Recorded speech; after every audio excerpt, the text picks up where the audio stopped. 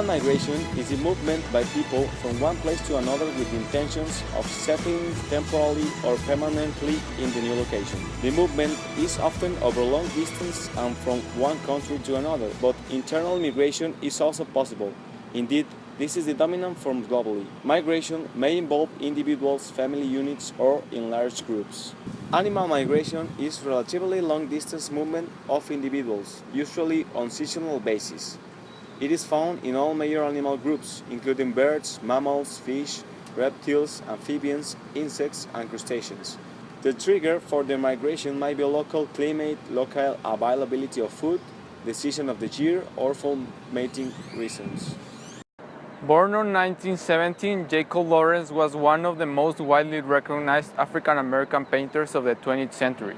He was known for creating narrative collections that reflected the life of African-American people using black and brown colors juxtaposed with vivid one.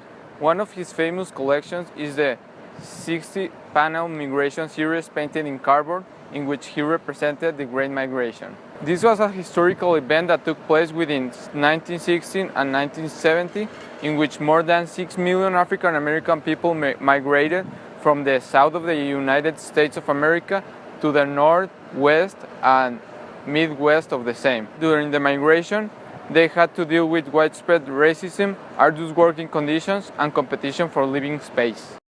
Born in 1934 in Mexico City, Helen Escobedo was a Mexican sculptor and installation artist. With respect to migration, in 1991, at the time of the Gulf War, she hung hundreds of blood-stained trousers on clotheslines at the UNAM, and 3 years later, she created a flotilla for the beach at Tijuana on the US border. This represented the migration of Mexicans to the United States and the troubles that were presented because of this. One of her works is Éxodo Sur, which is an installation consisting of 181 artworks referring to men and women that are migrating in search for a better lifestyle, dressed in recycled clothes, and represent not only the migration of Mexicans to the USA in search for the American dream, but also the migration of African, European, and Asian families in search of a better life.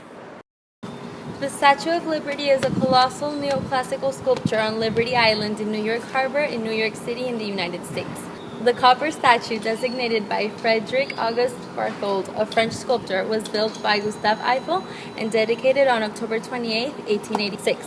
It was a gift to the United States from the people of France. The statue is a robed female figure representing Liberatas, the Roman goddess, who bears a torch and a tabula ansata, which is a tablet evoking the law.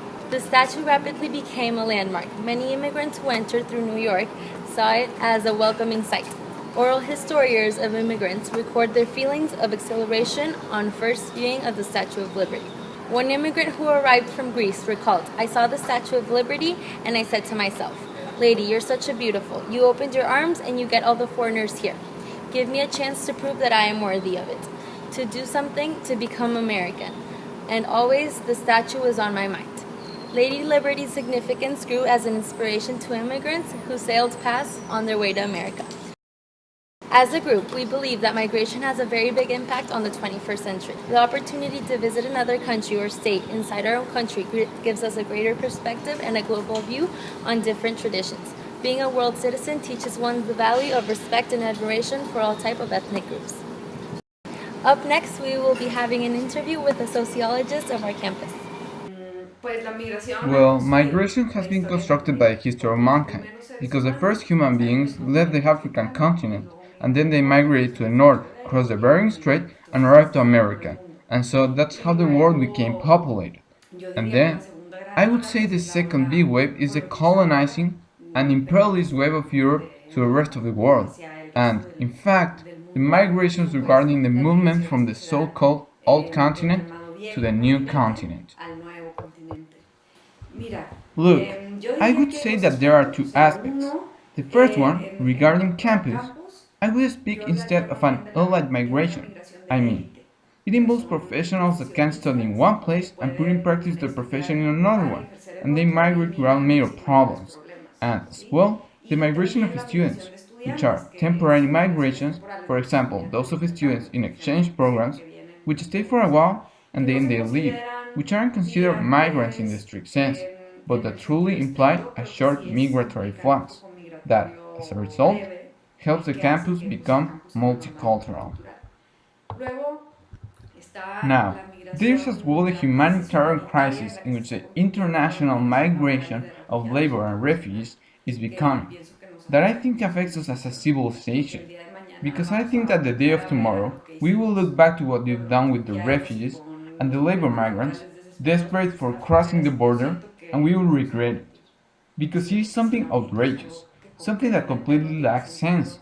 The fact that there are millions of human beings dying at the borders, and the fact that if they manage to cross them, they are confined to specific centers as if they were prisoners, criminals, or not worthy of sharing the benefits of the civilization.